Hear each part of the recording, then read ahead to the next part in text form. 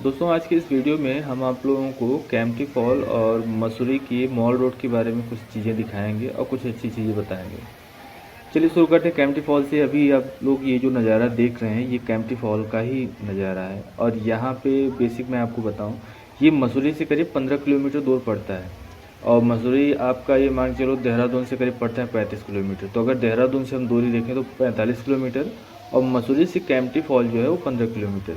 अब मैक्सिमम मैं तो समझता हूँ जितने देहरादून में रहने वाले लोग हैं अपना वीकेंड जो है कैंपटी फॉल में बिताते हैं। अगर मैं यहाँ की कुछ टेक्निकल चीज़ों के बारे में देखूँ तो आप ऐसे समझो कि ये करीब 4500 फीट की ऊंचाई पर है। तो यहाँ पर वैसे भी नॉर्मल जो हवा का दबाव होता है वो अलग नॉर्मल जगहों से बिल्कुल अलग आपको मिलेगा। साथ ही साथ अब इसका नाम कैंपटी फॉल पड़ा क्यों? पहली चीज़ तो यहाँ पे कैंपटी नाम का एक गांव है, ठीक है। अब वहाँ पे कैंपटी फॉल है तो इसलिए कैंपटी फॉल लोग ऐसे भी बोल देते हैं। अब इसका नाम कैंपटी ही क्यों पड़ा? बात है आज़ादी से पहले की, करीब सन 1835 की ये बात है। एक ब्रिटिश अधिकारी थे जिनका नाम था जॉन मैकिनन। वो एक्चुअली बहुत शौकीन टाइप के आदमी थे, ठीक है। उनका क्या था कि वो अपने जो वीकेंड है उसको किसी किसी स्पेशल जगह में बिताना चाह रहे थे। तो वहाँ पे एक जगह था जहाँ पे फॉल्स वगैरह थी, जहाँ पे झरने वगैरह गिर रहे थे। अब वहाँ पे वो जाते थे, कैंप लगाते थे। और वो एक्चुअली जाते क्यों थे? कल चाय वगैरह पीने के लिए जाते थे। चाय हो गया, वहाँ पे उनके ड्रिंक वगैरह हो गए, इन सबको पीने के लिए जाते थे। अब क्योंकि वहाँ पे फॉल था, झरना था, टी पीने जाते थे और साथ ही साथ जो है वहाँ पे कैंप लगाते थे, इसलिए वो बोलते थे कैंप टी फॉल। अपने दोस्तों से बोलते थे कैंप टी फॉल। स्टार्टिंग में इसका जो नाम था कैंपटी फॉल था, CAMP था, लेकिन बाद में इसे C के बजाय यहाँ पे K कर दिया गया। तो अब ये कैंपटी फॉल हो गया है, ठीक है। तो ये हो गया यहाँ की थोड़ी सी जानकारी कि इसका नाम कैंपटी फॉल पड़ा क्यों। और यहाँ पे कुछ विशेष चीज़ें मिलती हैं दोस्तों, जैसे आपका यहाँ पे चंकी गहने हो गए, यहाँ के कुछ गढ़वाली गहने होते हैं, कुछ यहाँ की मतलब पहाड़ी गहने होते हैं, उन्हीं सबको चंकी गहने बोलते हैं। यहाँ पे चंकी गहने आपको मिलेंगी। यहाँ पे बुक्स आपको अच्छी अच्छी मिल जाएंगी। ऊनी कपड़े मिलेंगे क्योंकि ठंडा प्रदेश है, ऊनी कपड़े आपको अच्छे अच्छे मिल जाएंगे। नहाने नहीं दिए, मुझको नहाने दे रहे थे, मतलब तुम नहीं नहाए। बारिश होने लगी, फिर हर 2 सेकंड में तो बारिश हो रही है।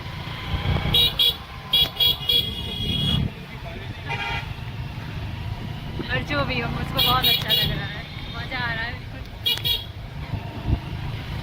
और लकड़ी के सामान सामान यहाँ बहुत ज़्यादा फेमस है। जब आप यहाँ पे आएंगे कैंपटी फॉल में ना, तो आप देखेंगे कि यहाँ पे लकड़ी के सामान बहुत डिजाइनर बहुत अच्छे अच्छे आपको सामान यहाँ पे मिल जाते हैं। और साथ ही साथ जब आप कैंपटी फॉल जाते हैं दोस्तों, तो जब जहाँ पे आप बाइक वगैरह खड़ी करते हैं, जहाँ पे आप मेन रुकते हैं मेन रोड पे, वहाँ से कैंपटी फॉल बहुत नीचे है। तो नीचे जाते वक्त तो थोड़ा सा आसान पड़ता है, लेकिन आते वक्त 90% क्या, 90% तो नहीं बोलूँगा, लेकिन 60% लोग बिना एक दो बार आराम किए ऊपर नहीं आ सकती। इतनी वहाँ पे मतलब ऊंचाई, इतनी सीढ़ियों को चढ़ के आना पड़ता है कि आप थक जाते हो वहाँ से। तो जाने वाली जगह है, अगर आप लोगों को समय मिलता है तो कभी कैंपटी फॉल ज़रूर जाइएगा और एक बार वहाँ का दृश्य, वहाँ का नज़ारा देख के आएगा। और उससे भी जो अच्छा लगता है, वहाँ पे जाने के लिए जो रास्ते होते हैं वो सब। अब जैसे अभी आप लोग जो यहाँ पे देख रहे हैं, जो अभी ये सीन चल रहा है, ये आपका हम लोग यहाँ से कैंपटी फॉल से रिटर्न हो लिए हैं। ये हम लोग आ गए मॉल रोड में। मॉल रोड में जब आप आएंगे, जैसे ही मॉल रोड साइड में आप इंटर करते हैं, जो आपका एक बैरिकेटिंग लगा है उससे आप इंटर करते हैं, तो अंदर आप देखेंगे झूले वगैरह भी हैं। यहीं पे आपको टर्किश आइसक्रीम वगैरह मिल जाएगी। और यहाँ पे लोकल इनका मॉल रोड पे ही मार्केट है, जिसपे आप मतलब कि जैसे हर एक सिटी में कोई ना कोई एक फेमस मार्केट होता है, वैसे यहाँ का भी मार्केट है। यहाँ पे भी आपको सस्ते सस्ते कपड़े, अच्छे कपड़े और यहाँ के लोकल कपड़े, ये सब सारी चीज़ें यहाँ पे आपको मिल जाएंगी। अगर शॉपिंग भी करना चाहते हैं तो बहुत ज़्यादा फैंसी आइटम नहीं, लेकिन हाँ यूनिक चीज़ें आप यहाँ से परचेस कर सकते हैं। मॉल रोड पे आपको शॉपिंग करने के लिए चीज़ें अच्छी अच्छी मिल जाती हैं, जो आपको नॉर्मल हर जगहों पे दोस्तों नहीं मिलती हैं। और यहाँ पे सबसे अच्छी चीज़ है वेदर, मतलब कि यहाँ का वेदर ही ऐसा है ना, इतना अच्छा मौसम है कि आप खड़े रहोगे, आपको ऐसे लगेगा जैसे एक गाना नहीं है कि आज मैं ऊपर आसमान नीचे, वही हाल होता है कि मतलब आप ऊपर रहते हो, बादल उदल सब नीचे रहते हैं। और मैक्सिमम टाइम तो ऐसा होता है कि बादल उड़ते उड़ते आपके पास तक आते हैं, और जब आपके पास से निकलते हैं आपको फील होता है कि जैसे आपको कोहरा टाइप का होता है। जैसे ठंडियों में धुंध बहुत ज़्यादा हो जाता है, कोहरा हो जाता है, तो आप उससे निकलते हैं तो स्पेशल ठंडा ठंडा फील होता है। वैसे ही आपके ऊपर से आए दिन यहाँ पे बादल निकलते रहेंगे, हर समय बादल निकलते रहेंगे। तो यहाँ का लुक, यहाँ का नज़ारा, यहाँ की फीलिंग्स एक अद्वितीय है, आप ऐसे समझो। तो तो जब कभी भी आप लोग फ्री होते हैं तो एक दिन का आप केवल टाइम निकालिएगा, एक दिन में आपको केवल 2 जगह ही आना है। मतलब पूरी जगह अगर आप कवर करेंगे तो कवर नहीं कर पाएंगे। आप यहाँ पे कवर करें बस कैंपटी फॉल को और उसके बाद मॉल रोड को, ये 2 चीज़ कवर करें। और ध्यान देना है आपको कि करीब आपको 12-1 बजे के आसपास से पहुँचना है कैंपटी फॉल।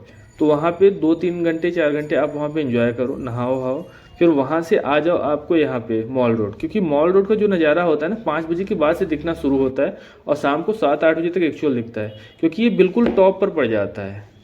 ये आपको मॉल रोड बिल्कुल टॉप पे पड़ जाता है। और टॉप पे पड़ने की वजह से क्या है कि जब रात में लाइटिंग वाइटिंग जलती है ना तो आपको दिखता है कि पूरा देहरादून आपको नीचे दिख रहा है और वहाँ की लाइटिंग आपको दिख रही है, ऊपर से बादल गुजर रहे हैं। तो मतलब ये सब एकदम बिल्कुल अलग नज़ारा होता है। मतलब ये सब आपको बिल्कुल अलग नज़ारा होता है। तो एक दिन में केवल ये 2 जगह आप कवर करें, कैंपटी फॉल और ये आपका मॉल रोड। अब फिर से अगर आप आना चाहते हैं तो आप भट्टा फॉल्स वगैरह, मैंने पुरानी वीडियो में बताया आप कहाँ कहाँ जा सकते हैं, भट्टा फॉल्स वगैरह भी आप जा सकते हैं, लेकिन वो नेक्स्ट डे कवर करें तभी बेटर होगा। एक दिन में ही सब जाएंगे ना तब वो केवल भागम भाग हो जाएगा, कोई भी आप न तो इन्जॉय कर पाएंगे न तो वहाँ का कुछ भी चीज़ें आप देख पाएंगे।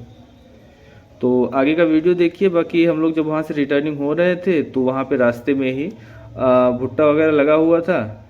कुछ जगह पे इसे मकाई भी बोला जाता है, मकई भी बोला जाता है, और कुछ जगह भुट्टा बोला जाता है। भाई मैं तो भुट्टा ही बोलता हूँ। तो हम लोग इसे भी क्या है, और यहाँ के जैसे हम लोग नॉर्मल क्या होता है कि और जगह आप खाते हैं ना तो आपको जनरली जो भुट्टा होता है वो सेंक के दे दिया जाता है, गर्मा के दे दिया जाता है।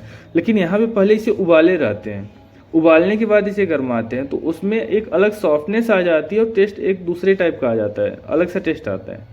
और हाँ, पहाड़ों पे होने की वजह से क्योंकि यहाँ पे आने जाने का साधन थोड़ा सा कम होता है तो यहाँ पे क्या है कि इन सब का प्राइसिंग बहुत ज़्यादा है। कितना, शायद 120 या 150 के आसपास का कुछ था, एक भुट्टा एक का था। तो बहरहाल ऐसी जगहों पे ये चीज़ें मिलना ही बहुत अच्छी बात है, बहुत मतलब यूनिक चीज़ है, क्योंकि इतना ऊपर लेके आके कोई बेचता नहीं है, और अगर ले आ रहा है तो उसकी कॉस्टिंग तो लगेगी। बहरहाल रास्ते अच्छे थे, रास्ते में जगह जगह आपको दिखेगा कि पहाड़ों पे से पानी गिर रहा है। कई सारे लोग वहाँ पे पानी को हाथ में लेते हैं, उसे फील करते हैं। पहाड़ों की चीज़ें हैं वो बिल्कुल आपको अलग ही दिखेंगी। तो ज़रूर आएँ आप लोग एक बार। अगर आने से रिलेटेड कोई जानकारी चाहिए, कहीं कुछ इन्फॉर्मेशन चाहिए कि कैसे आएँ कैसे ना आएँ, वैसे तो वीडियो में मिल जाएगी जानकारी। अगर नहीं मिलती है तो बेशक आप मुझे मैसेज कर सकते हैं, कॉल कर सकते हैं, दीक्षा से बातें कर सकते हैं, वो आपको सारी इन्फॉर्मेशन सारी बातें बता देगी। चलिए आगे का वीडियो एंजॉय करिए, मिलते हैं नेक्स्ट वीडियो में। राधे राधे। मुझको दे तू मिट जाने, अब खुद से दिल मिल जाने, क्यों है ये इतना फासला, लम्हे ये फिरमाने, इनको तू ना दे जाने, तू मुझ पे खुद को दे लुटा, दुआ भी लगे ना मुझे, तवा भी लगे।